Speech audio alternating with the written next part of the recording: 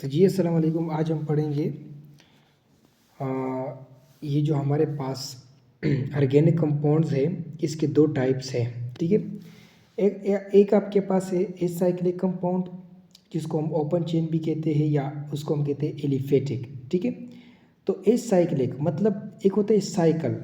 ठीक है, ये आपके पास ये देखो ये साइक्लिक कंपाउंड है। ऐसे कंपाउंड जिसका carbon number 1 carbon number last के साथ जुड़ा होता है ऐसे कंपाउंड को हम कहते हैं साइक्लिक कंपाउंड, जो रिंग बनाते हो। ठीक है, जो रिंग फॉर्म में हो या क्लोज्ड फॉर्म में हो। ठीक है, तो एसाइक्लिक इसके उलट है, यानी कि ऐसे कंपाउंड जो ओपन चेन में होते हैं, बिल्कुल ओपनली अरेंज होते हैं, इनमें कोई रिंग विंग या कोई carbon number 1 carbon number last के साथ कोई ऐसे यानी कि ऐसी बातें नहीं होती है। ठीक है, तो एसाइक्लिक कंपाउंड अगर मैं एक और जुमले से आपको बयान करूँ तो एसाइक्लिक कंपाउंड ऐसे कंपाउंड होते हैं जिनमें कार्बन टू कार्बन अटैचमेंट बिल्कुल ओपन चेन में होती है, उसको हम कहते हैं एसाइक्लिक कंपाउंड। तो बेस्ड ऑन सैचुरेशन के बेस पर आपके पास है सैचुरेटेड कंपाउंड्स। ठीक है, सैचुरेटेड कंपाउंड्स जिसमें carbon to carbon single bond होता है ऐसे कंपाउंड को हम कहते हैं सैचुरेटेड कंपाउंड्स। ठीक है, और इसमें कार्बन की sp3 हाइब्रिडाइजेशन होता है। ठीक है, कार्बन की sp3 हाइब्रिडाइजेशन होती है। ठीक है, कार्बन की sp3 हाइब्रिडाइजेशन होती है और आपके पास CH3। ठीक है, ये आपके पास क्या है, इथेन है और यहाँ पर आपके पास सिंगल बॉन्ड है। तो this is called saturated compounds और यहाँ पर कार्बन की sp3 हाइब्रिडाइजेशन है। तो जहाँ पर सैचुरेशन होती है वहाँ पर सब्सटीट्यूशन रिएक्शन होता है। अगेन मैं कहना चाहूँगा कि जहाँ पर सैचुरेशन होगी वहाँ पर सब्सटीट्यूशन रिएक्शन होगा। ठीक है, अच्छा उसके बाद आपके पास आता है अनसैचुरेटेड कंपाउंड्स। अनसैचुरेटेड का मतलब होता है जिसमें डबल ट्रिपल बॉन्ड पाए जाते हैं, carbon carbon carbon carbon double triple bonds पाए जाते हैं। जैसे कि अल्कीन के अंदर carbon to carbon double bond होता है और यहाँ पर अल्कीन के अंदर sp2 कार्बन की sp2 हाइब्रिडाइजेशन होती है और अल्काइन में carbon to carbon triple bond पाया जाता है और यहाँ पर कार्बन की sp हाइब्रिडाइजेशन होती है। जहाँ पर जैसे कि सैचुरेशन में हमने पढ़ा था कि वहाँ पर सब्सटीट्यूशन रिएक्शन होता है और अनसैचुरेशन में यहाँ पर एडिशन रिएक्शन होता है। ठीक है, अच्छा उसके बाद आपके पास अगर हम नंबर ऑफ कार्बन चेन की बात करें तो स्ट्रेट चेन कंपाउंड होते हैं। इसी एलिफेटिक में, इसी एसाइक्लिक में, इसी ओपन चेन में आपको ये तीन बात याद होनी चाहिए। ठीक है, एलिफेटिक, ओपन चेन, एसाइक्लिक, ये एक ये नाम है। ठीक है, तो इसमें स्ट्रेट चेन होता है, इसमें ब्रांच चेन होता है।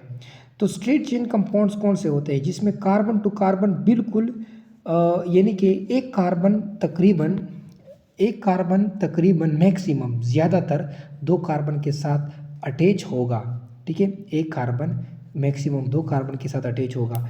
लेट सपोज ये एक कार्बन है, ये एक दो कार्बन के साथ अटैच है, ये कार्बन एक दो कार्बन के साथ अटैच है। इस तरह ये कार्बन यहाँ पर भी एक कार्बन होगा, यहाँ पर भी एक कार्बन है तो दो कार्बन के साथ अटैच है। This is called straight chain. Branch chain कौन से होते हैं जिसमें मैक्सिमम एक कार्बन 3 to 4 कार्बन के साथ अटैच होता है, उसको हम कहते हैं ब्रांच चेन। लेट सपोज मेरे पास ये क्या है, एक चेन है और यहाँ पर एक कार्बन 1 2 3 4 चार कार्बन के साथ अटैच है। इस तरह ये कार्बन जो है ये कार्बन 1 2 3 तीन कार्बन के साथ अटैच है।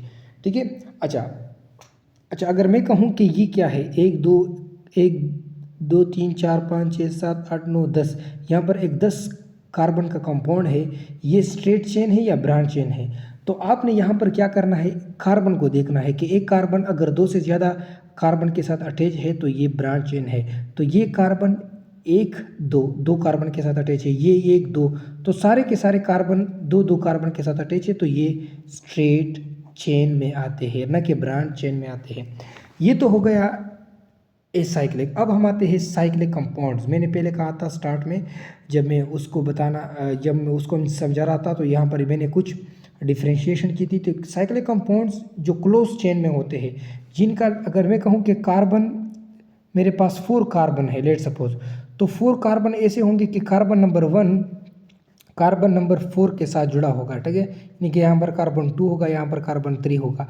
तो इसके अरेंजमेंट को हम कहते हैं क्लोज चेन और ये साइक्लिक कंपाउंड्स होते हैं और ये रिंग फॉर्म में होते हैं। अब साइक्लिक कंपाउंड्स की फर्दर क्लासिफिकेशन है होमोसाइक्लिक कंपाउंड्स। होमोसाइक्लिक, होमो का मतलब होता है सेम, साइक्लिक का मतलब होता है साइकिल।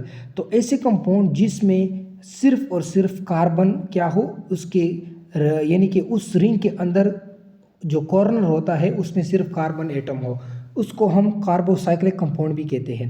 ठीक है, अब फर्दर होमोसाइक्लिक की क्या है, उसकी फर्दर क्लासिफिकेशन है एलिसाइक्लिक कंपाउंड्स, अरोमेटिक कंपाउंड्स। अब इसको थोड़ा आपने समझ लेना है क्योंकि ये बहुत सारे बच्चे इसमें कंफ्यूज हो जाते हैं। एलिसाइक्लिक कंपाउंड्स कौन से होते हैं? एलिसाइक्लिक कंपाउंड्स ये एलिफेटिक के साथ रिजेम्बलेंस करते हैं।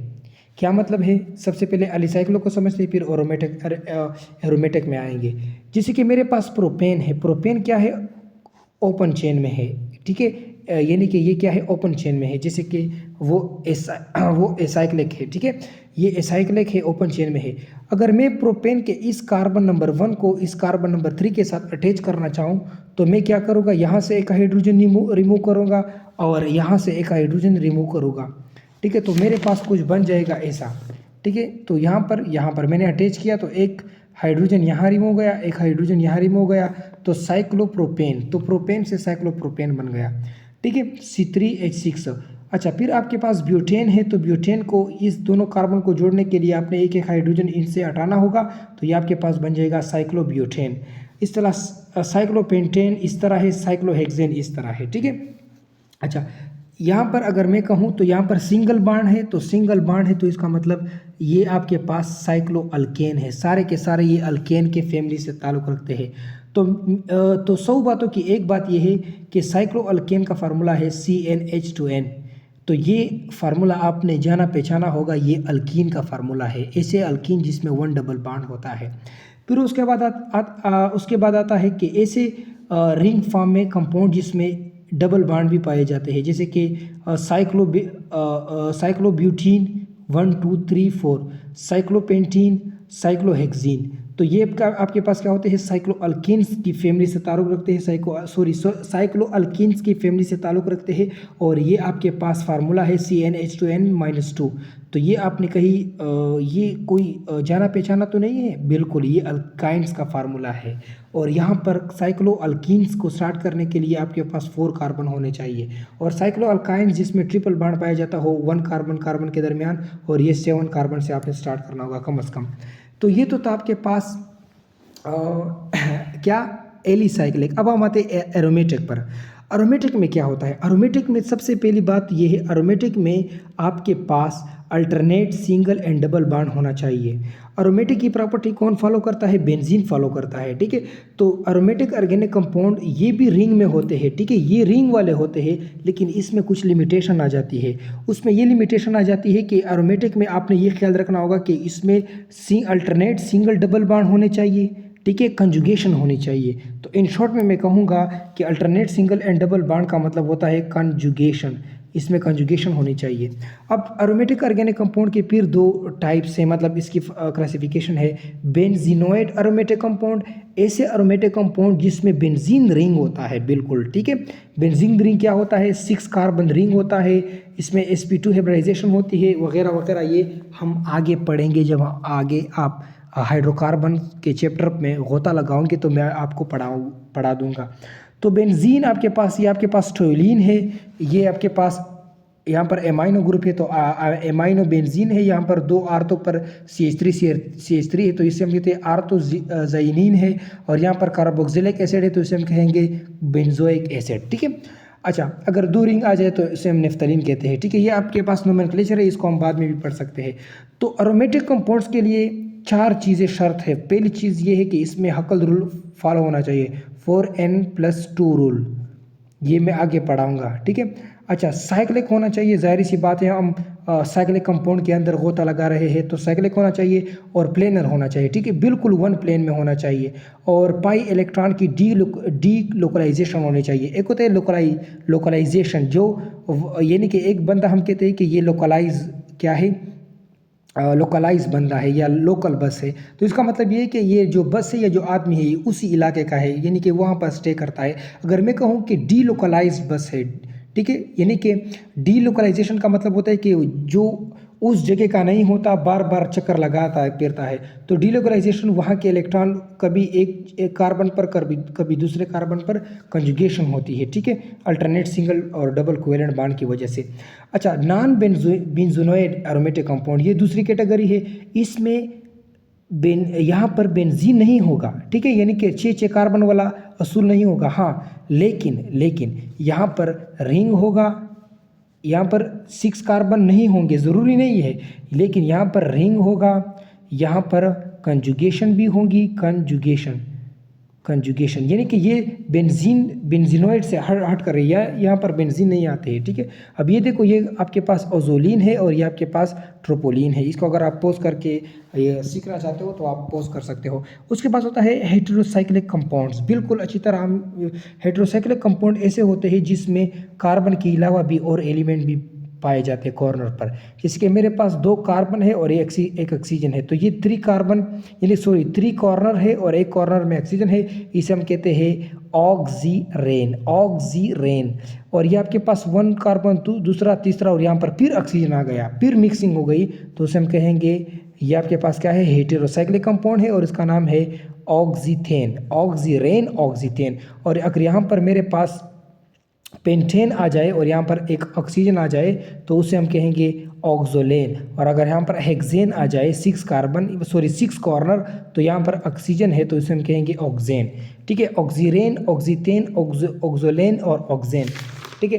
अच्छा, फिर अगर मेरे पास इसमें कंजुगेशन आ जाए, alternate double single double bond, तो उसे हम कहेंगे, और यहाँ पर नाइट्रोजन है तो पैरिडीन, और यहाँ इसको हम कहेंगे, अगर ऑक्सीजन है अल्टरनेटिव डबल बॉन्ड है पेंटेन है तो फ्यूरेन, और इसको हम कहेंगे थियोफीन, और इसको हम कहते हैं पायरोल।